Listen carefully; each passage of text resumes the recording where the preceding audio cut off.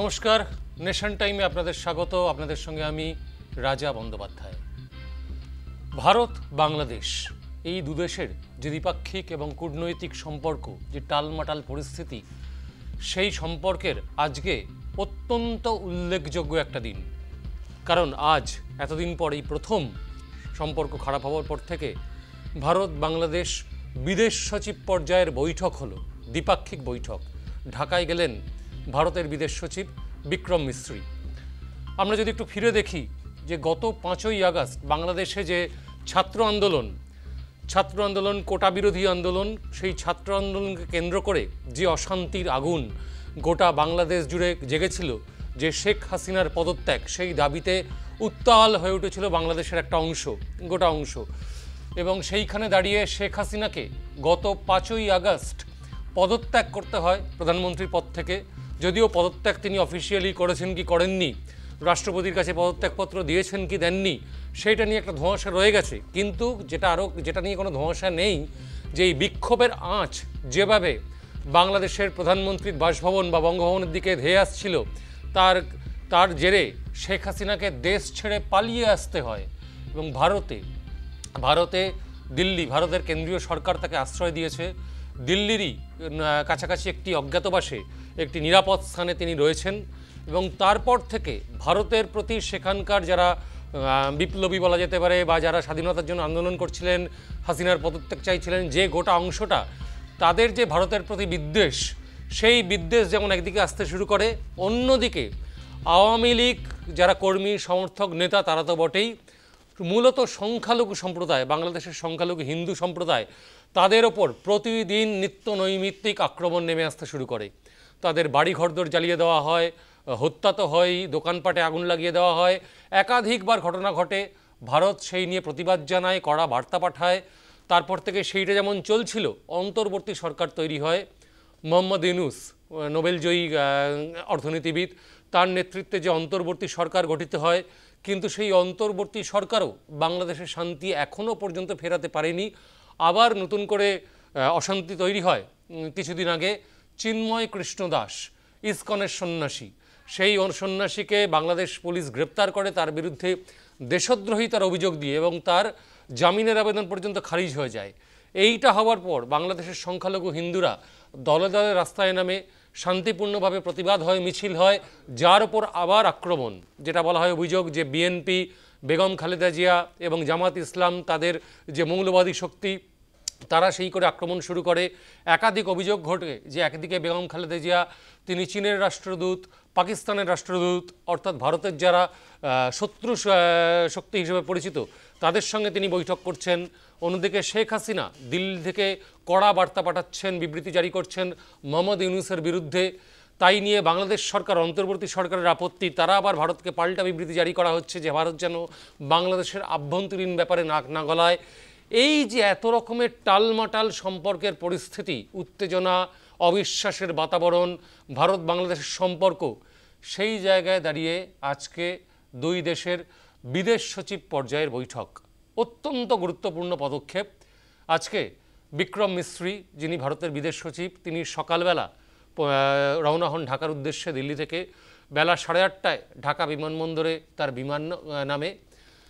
তারপর তিনি এই যে বিদেশ সচিব পর্যায়ে যে প্রতিনিধি দল, সেই বৈঠক তো হয় 2 ঘন্টা ধরে বৈঠক হয়। তার আগে বাংলাদেশের যিনি বিদেশ সচিব, তার সঙ্গে তিনি একান্তে বৈঠক করেন। এবং সেই বৈঠক করার পর তিনি, বিক্রম মিশ্রি, কি জানিয়েছেন সেটা আমরা একবার তার মুখ থেকেই আগে শুনে নেব। Today's discussions have given both of us the opportunity to take stock of our relations, and I appreciate the opportunity today to have had a frank, candid and constructive exchange of views with all my interlocutors. I emphasized that India desires a positive, constructive and mutually beneficial relationship with Bangladesh. We have always seen in the past, and we continue to see in the future, this relationship as a people-centric and people-oriented relationship, one that has the benefit of all the people as its central motivational force. This is reflected on a daily basis in the development projects that have been executed on the ground in Bangladesh and that continue to be developed. It is also reflected in the mutually beneficial engagement we have on a whole set of issues ranging from trade, commerce, connectivity, power, water and energy, and development cooperation, consular cooperation and cultural cooperation.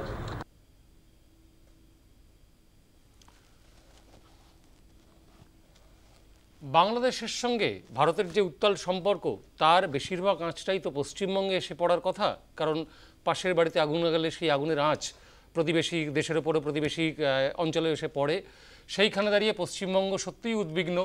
Mamata Bandyopadhyay অনুরোধ করেছেন যে রাষ্ট্রপুঞ্জকে ভারত কেন্দ্রীয় সরকার যাতে, এবং মমতা বন্দ্যোপাধ্যায় যেটা প্রথমেই বলেছেন যে এই বিষয়ে রাজ্যের আলাদা করে কোনো সিদ্ধান্ত নেই, কেন্দ্রীয় সরকার যেহেতু এটা পররাষ্ট্রনীতি আন্তর্জাতিক বিষয়, তাই কেন্দ্র যে অবস্থান নেবে তার পাশে আছে বাংলা, তার পাশে থাকবে রাজ্য সরকার। পাশাপাশি ভারত সরকার যাতে রাষ্ট্রপুঞ্জকে অনুরোধ জানায় যে শান্তিরক্ষা বাহিনী পাঠাতে, সেই বিষয়ে তিনি অনুরোধ জানিয়েছেন কেন্দ্রীয় সরকারকে। অন্যদিকে যেটা নিয়ে বিতর্ক তৈরি হচ্ছে, বাংলার প্রধান বিরোধী দল রাজ্যের বিজেপি বিরোধী দলনেতা শুভেন্দু অধিকারী তিনি পেট্রাপোল সীমান্তে গিয়ে আন্দোলনের কথা জানিয়েছেন এবং তিনি যেটা জানাচ্ছেন ভারতের অবিলম্বে পেঁয়াজ, আলু, যাবতীয় দ্বিপাক্ষিক বাণিজ্যিক সম্পর্ক সেগুলো বন্ধ করে দেওয়া উচিত।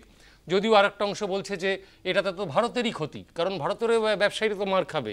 অন্যদিকে বাণিজ্যিক সম্পর্ক যদি পুরোটাই বন্ধ করে দেওয়া হয় তাহলে বাংলাদেশে যাদের প্রতি সম্পর্কে আপত্তি, সেটা হচ্ছে একটা কট্টর অংশ, মৌলবাদী অংশ, যারা হিন্দুদের ওপর অত্যাচার করছে বলে অভিযোগ, তাদেরকে শিক্ষা দিতে গিয়ে গোটা বাংলাদেশ, যাদের প্রতি আমাদের সমবেদনা রয়েছে, সমব্যথী আমরা, যারা অত্যাচারিত হচ্ছেন, তারাও তো খেতে পাবেন না, তারাও তো ক্ষতির মুখে পড়বেন।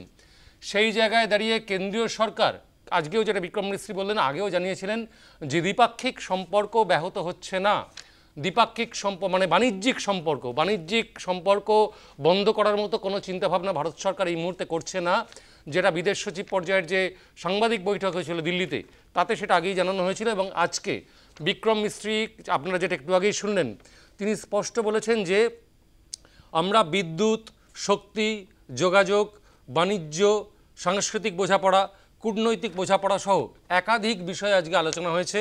এবং সবথেকে বড় কথা যেটা বিক্রম মিস্ত্রি জানিয়েছেন ভারতের বার্তা হিসেবে, যে একদিকে সংখ্যালঘু হিন্দুদের ওপর অত্যাচার, আক্রমণ, সেটা তো বন্ধ করতেই হবে, শান্তি শৃঙ্খলা ফিরিয়ে আনতে হবে। পাশাপাশি ভারত চায় বাংলাদেশের সঙ্গে তাদের পুরনো বন্ধুত্বের সম্পর্ক ফিরিয়ে আনতে। অর্থাৎ শেখ হাসিনার সময় তিনি যখন প্রধানমন্ত্রী ছিলেন, দীর্ঘ সময় ধরে ভারত বাংলাদেশ, শুধুমাত্র শেখ হাসিনার সময় নয়, ৭১ সাল থেকে, যেই সময় মুক্তিযুদ্ধ, যে সময় পশ্চিম পাকিস্তান থেকে স্বাধীন বাংলাদেশের জন্ম, সেটা তো ইন্দিরা গান্ধীর আমলেই। ভারত সেই যুদ্ধে সামিল হয়ে বাংলাদেশকে স্বাধীন করার জন্য অন্যতম ভূমিকা নিয়েছিল। সেই সময় থেকেই বাংলাদেশের সঙ্গে প্রথমে মুজিবুর রহমান, তারপর শেখ হাসিনা আমলে ভারত বাংলাদেশ দীর্ঘকালীন বন্ধুত্বের সম্পর্ক। বাংলাদেশে একাধিক বিনিয়োগ রয়েছে ভারতের, যেমনটা বলা হচ্ছিল, পরিকাঠামোগত বিনিয়োগ, শক্তির ক্ষেত্রে বিনিয়োগ, বাণিজ্যিক সম্পর্ক। ভারত আজকে কিন্তু সেই বার্তাটা আবারও দিয়েছে। মোহাম্মদ ইউনূসের নেতৃত্বাধীন এই যে অন্তর্বর্তী সরকার, তাদের সঙ্গেও কিন্তু সরকারে যেই থাকুক, শেখ হাসিনা ছিলেন, এখন অন্তর্বর্তী সরকার, পরে যখন ভোট হবে সেই ভোটে আবার নির্বাচিত সরকার আসবে, সেগুলো পরের ব্যাপার, কিন্তু সরকারে যেই থাকুক ভারত কিন্তু বাংলাদেশের সঙ্গে তাদের যে পুরনো সম্পর্ক, বন্ধুত্বের সম্পর্ক, সেই সম্পর্কই ফেরাতে চায়। এই ধরনের টেনশন, কড়া বার্তা, কড়া প্রতিক্রিয়া, এর অপরের পক্ষে দোষারোপ, এই ধরনের যে কূটনৈতিক সম্পর্ক এখন এসে দাঁড়িয়েছে, তাতে কিন্তু ভারত সামিল হতে চায় না। ভারত চায় পুরনো সম্পর্ক ফিরে আসুক। এবং এই যে আজকে দ্বিপাক্ষিক বৈঠক হলো, এটা অবশ্যই একটা পজিটিভ দিক, ইতিবাচক দিক। এবং এই নিয়ে সংসদেও এই নিয়ে আলোচনা হয়েছে। সুদীপ বন্দ্যোপাধ্যায়, তৃণমূল কংগ্রেসের লোকসভার দলনেতা, তিনিও সাধুবাদ জানিয়েছেন এই উদ্যোগকে। সুদীপ বন্দ্যোপাধ্যায় এই দুদেশের কূটনৈতিক স্তরে, বিদেশ সচিব স্তরের বৈঠক নিয়ে আজকে কি জানিয়েছেন সংসদ চত্বরে দাঁড়িয়ে, সেই সুদীপ বন্দ্যোপাধ্যায়ের প্রতিক্রিয়া আমরা শুনব। जो दिन लोकसभा का अधिवेशन शुरुआत हुआ था, उस दिन ही मैंने बहुत जोर जबरदस्त करके बताया था कि देश का विदेश मंत्री को पार्लियामेंट में आके बांग्लादेश को स्थिति को विश्लेषण करे, चर्चा करे। कुछ नहीं हुआ था। धीरे धीरे स्थिति आउट ऑफ कंट्रोल हो गए। आज माइनॉरिटीज का ऊपर, हिंदुओं का ऊपर अत्याचार चलते हैं। विदेश सचिव बेटर लेट देन नेवर गया कम से कम। हम लोग आशा करते हैं कि बांग्लादेश सरकार ये स्थिति को समझ के ठीक ठीक कदम उठाएंगे और संसदीय गणतांत्रिक स्थिति को ठीक ठाक चलाने के लिए कदम उठाएंगे। मोहम्मद यूनुस पर सरकार, मेरा विश्वास में आता है कि वो कोई उग्रपंथियों को कब्जा में चले गए। ये सरकार जो संसदीय गणतांत्रिक व्यवस्था पर ज्यादा विश्वास नहीं रखते, इस स्थिति को रोकने के लिए आज महासचिव का ये सफर बहुत इम्पोर्टेंट है, जरूरी भी थे। এবার চলে আসছি পরের খবরে। আস্থা অনাস্থা প্রস্তাব, এই শব্দটার সঙ্গে আমরা সবাই পরিচিত। ইউপিএ 2 আমলে লোকসভায় ভোটাভুটি হয়েছিল কেন্দ্রের সেই সরকারকে ফেলতে, অনাস্থা প্রস্তাব। একাধিকবার কেন্দ্রেও অনাস্থা প্রস্তাব এনেছে বিরোধী শিবির, একাধিক রাজ্যেও অনাস্থা ভোট হয়েছে সরকারকে ফেলার জন্য। শাসক দলের সরকারের প্রতি অনাস্থা জানিয়ে বিরোধী শিবির কেন্দ্রে হোক, বিধানসভায় হোক, লোকসভায় বা রাজ্য বিধানসভায় একাধিকবার অনাস্থা প্রস্তাব তাই নিয়ে ভোটাভুটি হয়েছে। কিন্তু স্বয়ং রাজ্যসভার চেয়ারম্যানের বিরুদ্ধে অনাস্থা প্রস্তাব রাজ্যসভাতে। আগে হ্যাঁ, জগদীপ ধনকর যিনি উপরাষ্ট্রপতি এবং পদাধিকার বলে যিনি রাজ্যসভার চেয়ারম্যান, সেই খোদ রাজ্যসভার চেয়ারম্যান জগদীপ ধনকরের বিরুদ্ধে অনাস্থা প্রস্তাব আনার পরিকল্পনা নিয়েছে বিরোধী শিবির ইন্ডিয়া ব্লক।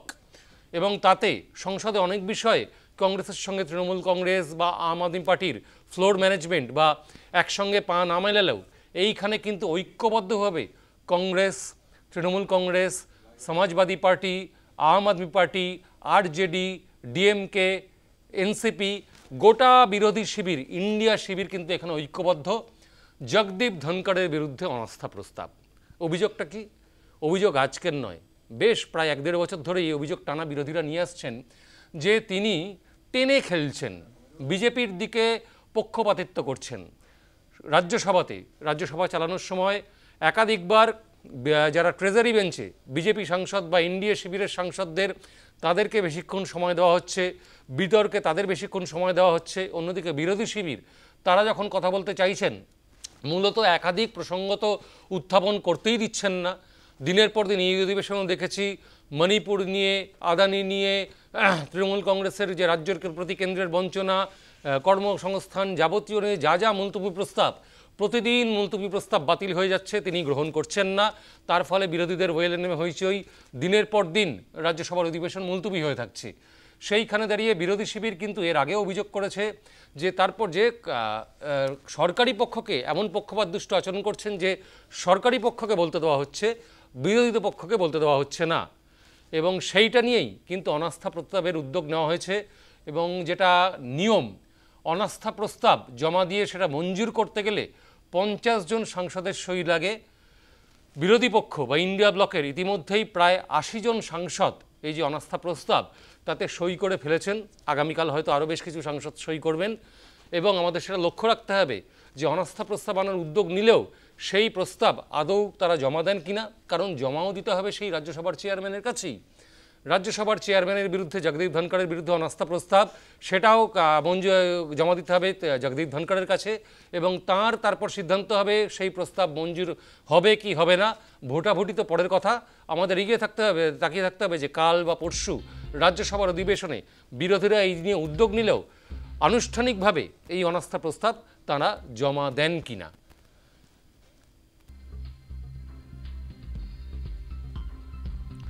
এই মুহূর্তে নেশন টাইমে আমরা নিয়ে নিচ্ছি একটা ছোট্ট বিরতি। ফিরে এলাম নেশন টাইমে। আমাদের এবারের নজর মণিপুরের দিকে। মণিপুরের দিকে শুধু আজকে নয়, গত 2023 থেকে 23 মে থেকে এক টানা উত্তপ্ত মণিপুর। সেখানে নাগা বনাম মেইতেই বনাম কুকি 3 উপজাতির মধ্যে পারস্পরিক সংঘর্ষে মণিপুর জ্বলছে।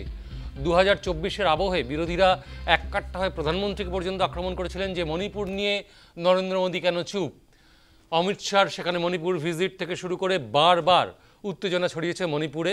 সেই মণিপুর নিয়ে এবং কিছুদিন আগেও 3 জন মহিলা, 3 জন শিশুর দেহ, যাদের খুন করে দেহ নদীতে ভাসিয়ে দেওয়া হয়, সেই দেহ হাতে আসার পর আবার জ্বলন্ত মণিপুর, আবার উত্তেজনা, ইম্ফল থেকে শুরু করে, রাজধানী ইম্ফল থেকে শুরু করে একাধিক জেলায় 144 ধারা, আগের যে ইন্ডিয়ান পেনাল কোড অনুযায়ী এখন নতুন ধারা হয়েছে ভারতীয় ন্যায় সংহিতা অনুযায়ী 67 ধারা সেটা, তো সেই ধরনের কারফিউ জারি, 5 জনের বেশি জমায়েত নিষেধাজ্ঞা, সমস্ত কিছু এর মধ্যে দফায় দফায় হিংসায় সংঘর্ষে একাধিক সরকারি সম্পত্তি যে ক্ষতি হয়েছে। মণিপুর নিয়ে সুপ্রিম কোর্টে এমনিতেই মামলা চলছে, সেই নিয়ে আজকে সুপ্রিম কোর্ট জবাবদিহি চাইল মণিপুর সরকারের কাছে। যেই যে 2023-এর মে থেকে উত্তপ্ত মণিপুর, একাধিক অশান্তি, হিংসা, তাতে প্রাণহানির ঘটনার বিষয়টা তো রয়েছেই। সরকারি সম্পত্তির কতটা নষ্ট হয়েছে, কতটা ক্ষয়ক্ষতি হয়েছে, সেখানে সরকারি বাসভবন থেকে শুরু করে, আবাস থেকে শুরু করে, যেখানে যেখানে আগুন লেগেছে, ভাঙচুর হয়েছে, মোট সরকারি সম্পত্তির যে ক্ষতি, সেই ক্ষতির কত পরিমাণ, সেই খতিয়ান মণিপুরের এই যে বীরেন সিং সরকার বিজেপির নেতৃত্বে, সেই বীরেন সিং সরকারকে তার খতিয়ান দিতে হবে। এবং এই নিয়ে আগামী 20শে জানুয়ারি সুপ্রিম কোর্টে যে পরবর্তী শুনানি রয়েছে, তাতে কিন্তু মণিপুর সরকারকে যাবতীয় কত কোটি টাকার, লক্ষ টাকার না কোটি টাকার, কত টাকার সম্পত্তির ক্ষতি হয়েছে এতদিন ধরে বীরেন সিং সরকারের আমলে এই যে অশান্তি, সেই খতিয়ান কিন্তু মণিপুর সরকারকে দিতে হবে, এমনটাই নির্দেশ দিয়েছে সুপ্রিম কোর্ট।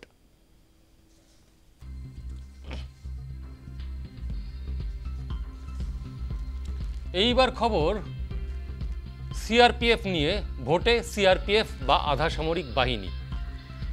আমরা আধা সামরিক বাহিনী মূলত ব্যবহার করা হয় লোকসভা ভোটে এবং বিধানসভা ভোটে।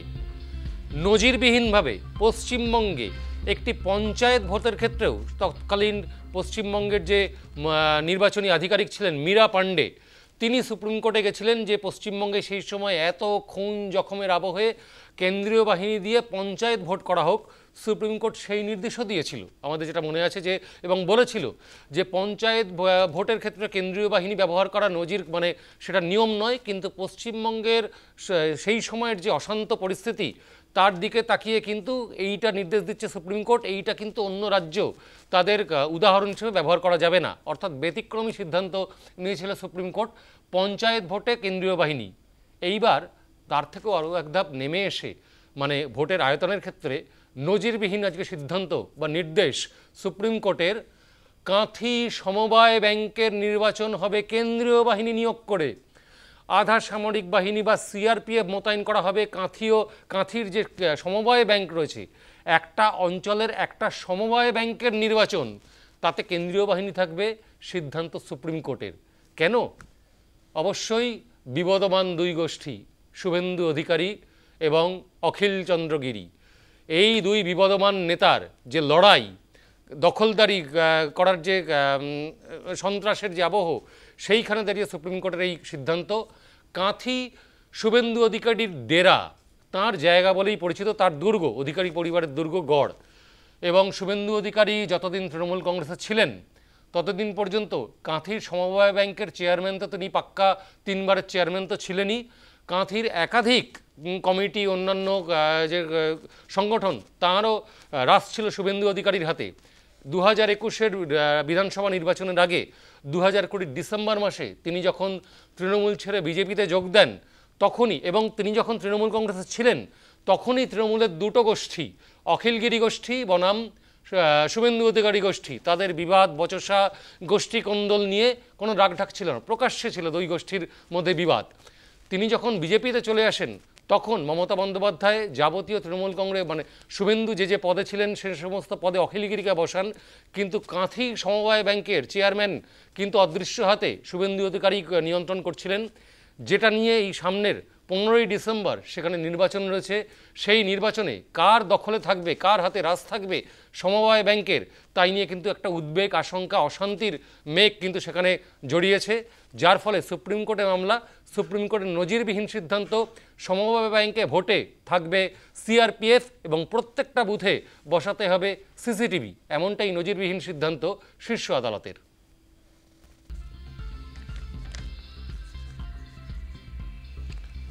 রিজার্ভ ব্যাংক অফ ইন্ডিয়া, ভারতের যে কেন্দ্রীয় ব্যাংক, তার গভর্নর বদলাচ্ছে।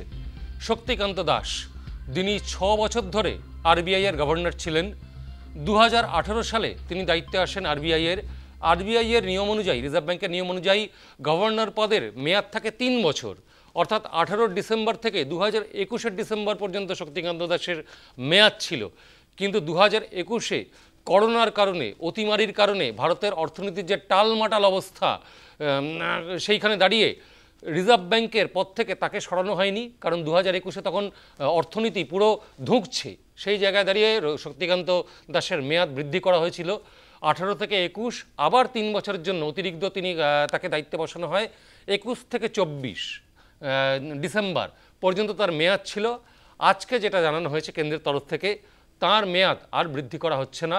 নতুন রিজার্ভ ব্যাংক অফ ইন্ডিয়ার গভর্নর হচ্ছেন সঞ্জয় কুমার মালহোত্রা। সঞ্জয় কুমার মালহোত্রা, যিনি 1990 সালের আইএএস ব্যাচ, রাজস্থান ক্যাডারের। তিনি এর আগে আইটি, তথ্য প্রযুক্তি থেকে শুরু করে খনি, একাধিক দপ্তরে সচিব হিসেবে দায়িত্বভার সামলেছেন এবং এই মুহূর্তে তিনি কেন্দ্রীয় অর্থমন্ত্রকের রাজস্ব দপ্তরের সচিব। ব্যাপক ভূমিকা রয়েছে জিএসটি ফরমেশনে, জিএসটি কমিটিতেও তিনি দায়িত্ব সামলেছিলেন। তাঁর এই অভিজ্ঞতা ফিনান্সে, মানে অর্থমন্ত্রকের বিভিন্ন দপ্তরে, তার আগে তথ্য প্রযুক্তিতে ছিলেন, খনি দপ্তরে ছিলেন, সমস্ত দপ্তরের সচিবের অভিজ্ঞতাকে কাজে লাগাতে চাইছে কেন্দ্র এবং আগামী 3 বছর, অর্থাৎ এই বছর ডিসেম্বর মাসেই তিনি দায়িত্বভার গ্রহণ করছেন।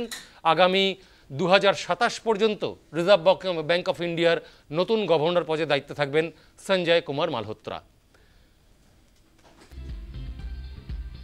নেশন টাইম আজকের মতো এই পর্যন্তই।